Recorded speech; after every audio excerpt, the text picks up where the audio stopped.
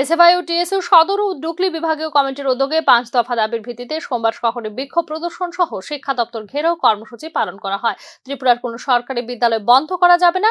রাজ্যের স্কুল ও কলেজ বিশ্ববিদ্যালয়ের শিক্ষক সংকট নিরসনে শিক্ষক নিয়োগ, ছাত্রছাত্রীদের নিয়মিত স্টাইপেন্ড প্রদান, ব্যর্থ বিদ্যাজ্যোতি প্রকল্প বাতিল করা সহ সরকারি বিদ্যালয়ে পড়াশোনার খরচ সীমিত করতে হবে। এই ৫ দফা দাবির ভিত্তিতে এসএফআই ও টিএসইউ সংগঠনের ছাত্রছাত্রীরা এদিন শিক্ষা দপ্তর ঘেরাও কর্মসূচি পালন করে বলে সংগঠনের পক্ষ থেকে জানানো হয়। রাজ্যের বিভিন্ন সরকারি বিদ্যালয় বন্ধ হওয়ার দরুন শিক্ষকদের সংখ্যা প্রায় ১০,০০০ কমে গেছে এবং ছাত্র সংখ্যা কমেছে প্রায় ৬০,০০০ এবং কলেজগুলিতেও শিক্ষক স্বল্পতা রয়েছে। এর প্রতিবাদে ৫ দফা দাবির ভিত্তিতে ছাত্র সংগঠনের উদ্যোগে শিক্ষা দপ্তর অভিযান করা হয় বলে এসএফআই সংগঠনের পক্ষ থেকে জানানো হয়।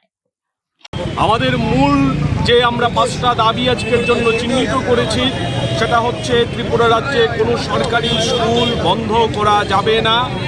ত্রিপুরা রাজ্যে স্কুল, কলেজ, বিশ্ববিদ্যালয়ে শিক্ষক সংকট চূড়ান্ত মাত্রায় গিয়ে পৌঁছেছে। শিক্ষক নিয়োগের উদ্যোগ নিতে হবে, নিয়মিত স্টাইপেন্ড প্রদান করতে হবে, ব্যর্থ বিদ্যাজ্যোতি প্রকল্প বাতিল করতে হবে এবং সর্বোপরি রাজ্যের মধ্যে পড়াশোনার খরচ প্রতিনিয়ত বাড়ছে।